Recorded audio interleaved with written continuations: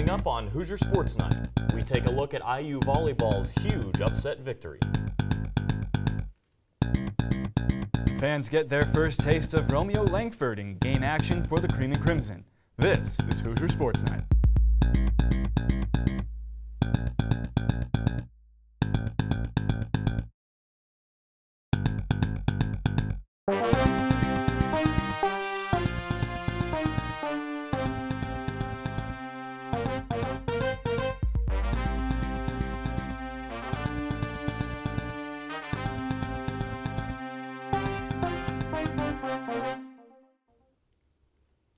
Welcome into Hoosier Sports Night. I'm Maxwell Sterling Glenn. And I'm Andrew Walker. The IU volleyball team earned their first resume-building win on Wednesday against the Michigan Wolverines. Our Matt Cohen has the story. Indiana has had a strong freshman class all season long, but it was tonight where Steve Aird said that they grew up, and it was clear on the court as Indiana picked up the biggest win of its season, defeating number 14 ranked Michigan, adding a key win to the team's tournament resume. I thought our young kids played really, really well. Specifically, Dacia's numbers were great. I thought Brianna was exceptional down the stretch. I thought Lexi grew up a little bit. Abigail, we started for the first time all year, so I was proud of her effort. Cameron Malloy, her numbers aren't great, but she played so hard, had 18 digs. She just played at a really high level. At times we got away from what I wanted them to do. I thought the staff did a great job of getting us ready for the match. Kudos to the staff. I thought Kristen, Dan, and Rachel were phenomenal this week, getting us ready to go. And at the end of the day, I think it's a great win for the program. It's a wonderful win, and I hope when I get home my kids aren't out of their minds because they've eaten 4 pounds of Halloween candies. Brianna Edwards was the star for IU tonight, leading the team with 16 kills. Lexi Johnson and Dacia Lawton also had huge games, both in double figures with kills. Cameron Malloy set a career high in digs with 18, and the team had 13 blocks overall. All in all, it was a really clean effort for the Hoosiers as they kept their attack errors down and their service errors down. Ultimately, Michigan made a lot of mistakes, and IU made sure to take advantage of them. While this win was huge for the Indiana volleyball program, they do not have much time to celebrate. Of the team's next 8 games, 7 of them are against ranked opponents, starting this week with a game at Purdue and West Lafayette. The Hoosiers also have games at Minnesota and at Wisconsin, both top 10 ranked teams back to back. It will be a tough challenge for the now 15-9 Indiana Hoosiers, but tonight on Halloween, there certainly is reason to celebrate for Steve Aird. For IUS TV, I'm Matt Cohen. The volleyball team's next game will be against rival Purdue on November 3rd. The Hoosiers faced off against Southern Indiana in their only exhibition game of the season. Our Dan Black has the story. Basketball returned to Simon Scott Assembly Hall for the 119th season of IU Hoops. The much-anticipated season came with high hopes and even higher expectations. Much of that is due to the 6 newcomers that now don the Cream and Crimson. The fresh faces didn't disappoint in Thursday night's exhibition win 96-62 over Southern Indiana. Highly anticipated recruit Romeo Langford had a solid game, putting up 13 points, while St. Mary's transfer Evan Fitzner added 10 of his own, while going 2 of 3 from beyond the arc. Much of the praise, though, went to guard Rob Finnessy. Definitely what we've been seeing in practice and in scrimmages, our previous scrimmage against another team. He's done a good job as a freshman coming in and playing tough. It's tough as a freshman to come in and play well defensively and kind of run a team, but he's done a really good job with it so far. And South Bend native Demizi Anderson.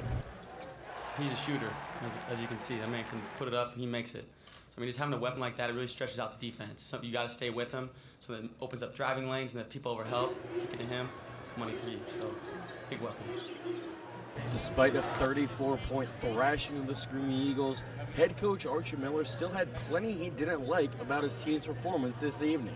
Some good and there'll be some bad. There's some really teachable stuff, but first half defense pretty locked in. Second half defense not really locked in at all. And then I think first half offense not doing a really nice job of sharing it, moving it. Second half much more efficient in terms of how we played. IU opens their regular season Tuesday night against Chicago State. For IUSTV Sports, I'm Dan Block.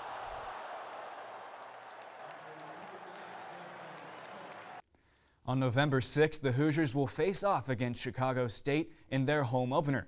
You can catch that game on the Big Ten Network. Here to discuss the future for Indiana football and their postseason chances, we welcome Austin Matricardi to the studio. Austin? Thanks, Andrew. The Hoosiers are limping into their bye week, having lost their last 4 games in a row. With a 4-5 record, they're 2 games away from bowl eligibility, but will they be able to get there? Their 3 remaining games are at home against Maryland, on the road against number 5 Michigan, and at home against Purdue to close out the regular season. Let's go ahead and throw that Michigan game out of the window. Bill Connolly's S&P Plus stat profile, which is one of the most widely acknowledged and used advanced statistic collections, gives the Hoosiers an 8% chance at beating the Wolverines in Ann Arbor. It would be a minor miracle for IU to pull off that upset. With that game out of the picture, that leaves 2 games on the schedule and 2 wins that Indiana needs. They should be able to compete with the Terps and the Boilers, right?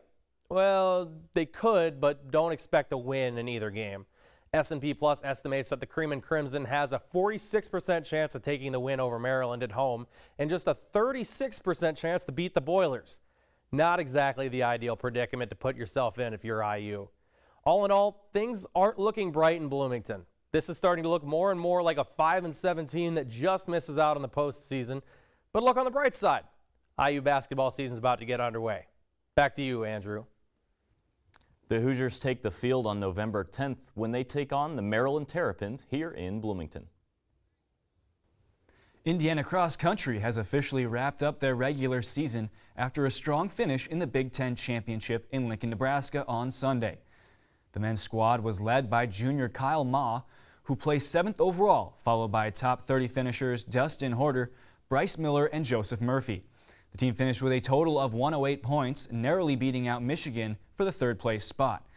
This put the Hoosiers behind the 1st place Wisconsin and 2nd place Purdue. The Indiana women's squad finished 5th in the Big Ten with a total of 101 points, trailing Michigan, Michigan State, Wisconsin, and Penn State. IU seniors Catherine Receiver and Margaret Allen led the squad, both closing out their Big Ten seasons with top 10 finishes, helping out to secure IU's top 5 position. The Hoosiers are now preparing for the NCAA Division I Great Lakes Regional on November 9th. When Hoosier Sports Night continues, we'll recap one IU team's special senior day.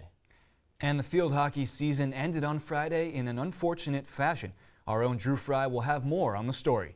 You're watching Hoosier Sports Night.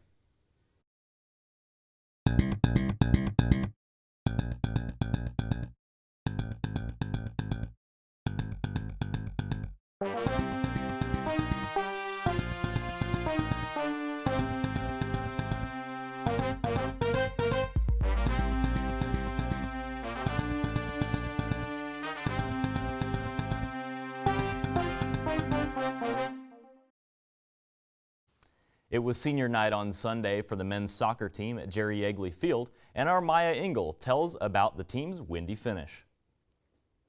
The Hoosiers honored their 8 seniors on Sunday afternoon for the last regular season match against the number 12 Michigan State Spartans. All 8 seniors started the game, but this isn't a very usual sight for the Hoosiers. We rarely can do that, but we have all seniors that are starters. And there'll be years there's seniors that won't start. That's not a tradition here. We don't just start the seniors because they're a senior. In the first half, IU struggled offensively due to the Spartans' stellar defense. Plus, that 20-mile-per-hour wind did not make it any easier for them. You can see Trevor Swartz here just struggling to get the ball to stay in place for a corner kick. And this goes on for a minute, but yes, he finally got it to stay. Then when the Hoosiers finally had the win on their side, it was this guy Jimmy Haig who slowed the Hoosiers' offense down. He made save after save to keep the Spartans alive through regulation. The Hoosiers shot 12 shots in the second half alone, but Haig saved half of them, and for the other half, the Hoosiers were just unlucky. Then in the 7th minute of overtime, their luck changed as Justin Rennicks was able to poke the ball in off of a rebound from an Andrew Gutman shot, and the Hoosiers beat the Spartans 1-0. While this season consisted of many firsts for the seniors, such as winning their first Big Ten title and going undefeated at home during the regular season, the seniors also experienced some things for the last time. Yeah, I mean, it was our last regular season game ever for the seniors, so we really locked in, really just wanted to win this one. We weren't really thinking about anything else, just winning our last regular season home game. This marks the first time any Big Ten team has gone 8-0 in the conference since the conference expanded. Now looking ahead, the Hoosiers will be back in action here in Bloomington next Sunday to begin Big Ten tournament play. For IUS TV Sports, I'm Maya Ingold.